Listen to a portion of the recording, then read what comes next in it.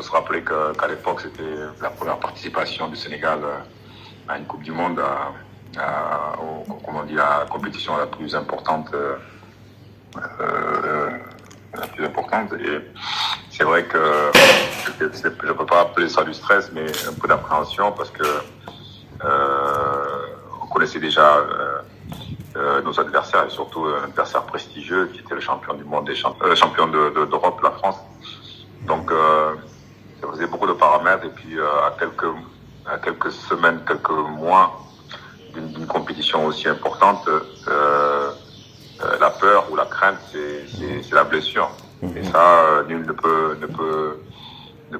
y échapper. Donc, c'est prier seulement et redoubler d'efforts pour pas prendre de risques inutiles et puis se donner les moyens d'être en bonne santé. Et puis, mais ça, on n'y peut rien. La blessure, des fois, c'est imprévisible.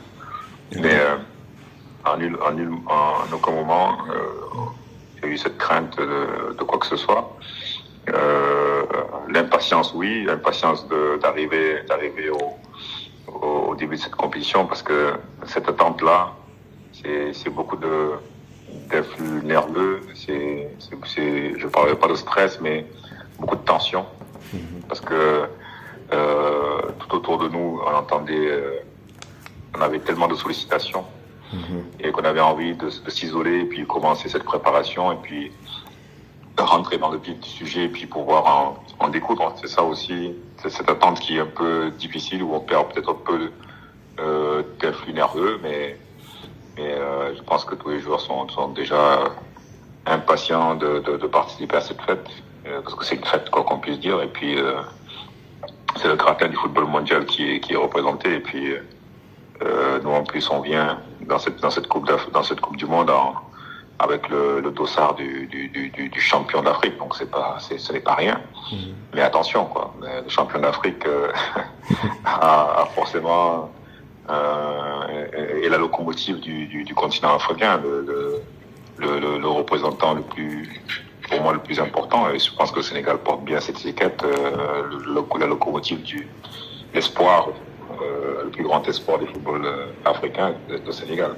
C'est dans ces moments-là où peut-être vous êtes beaucoup plus fatigué parce que c'est les sollicitations, vous avez envie de vous concentrer, vous êtes dans votre quotidien, non seulement en club, mais c'est beaucoup nerveux parce que vous répondez à beaucoup de sollicitations de la part des médias, de la part des entourages, de la part de tout le monde, partout où vous allez, on vous parle de ça. Donc il faut savoir s'isoler, il faut savoir se faire une bulle autour de ça et puis se concentrer sur l'essentiel. Parce que c'est dans ces moments-là où vous vous rendez compte que ça vous pompe, vous êtes sollicité, vous répondez à des interviews, on vous rabâche sans cesse ces moments-là qui vont arriver, alors que vous le savez très bien, mais c'est fait partie du jeu. Il faut savoir mettre ce bouclier pour pas que ça vous impacte, c'est parce que arrivé au moment de la compétition, on vous a tellement parlé de ça que vous risquez même peut-être de passer à côté, donc il faut pas perdre les objectifs, c'est arriver avec d'enthousiasme, avec maximum de relâchement, parce qu'il faut être relâché et ne pas se crisper au moment du démarrage, parce que c'est bien beau, on a tellement parlé de ce moment-là que la peur, c'est peut-être ne pas retrouver ses sensations, ne pas avoir ce répondant-là au moment où il faut, parce que tellement la tension était forte le jour de l'événement, les nerfs sont tendus et puis vous n'arrivez pas à vous exprimer comme vous pouvez, et ça peut arriver, ça s'appelle aussi le stress. Je pense que ils ont quand même l'expérience avec autant de campagnes de Coupe d'Afrique jouées et dont la dernière gagnée, l'avant-dernière ils ont fait quand même une finale, donc ce qui est déjà exceptionnel à 2 Coupes d'Afrique. Après, vous jouez une finale perdue et vous avez encore la force et le talent aussi pour revenir encore 2 ans après pour la gagner. Ça, c'est vraiment, ça rend fou. Et maintenant, ils ont de l'expérience. Deuxième Coupe du Monde, ce n'est pas rien. Donc, c'est pas tout le monde qui joue 2 Coupes du Monde. Donc, ils ont la chance de jouer une deuxième Coupe du Monde.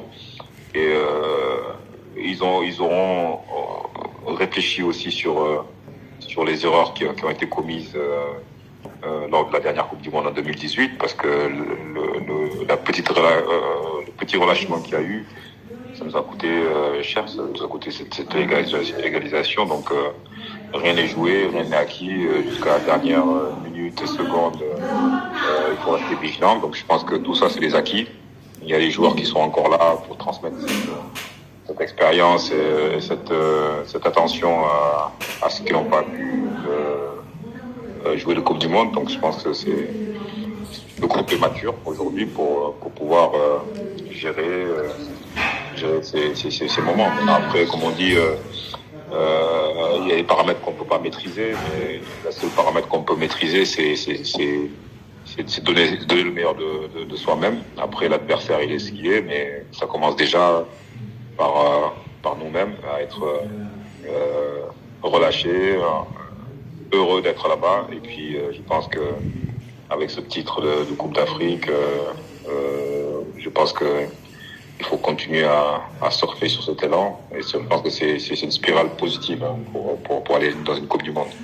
Non, mais c'était quasiment acquis, parce que le groupe était quand même assez restreint, si on peut dire, par rapport à ce qu'il y a aujourd'hui. Il y avait un groupe qui avait quand même performé en Coupe d'Afrique avec cette finale perdue.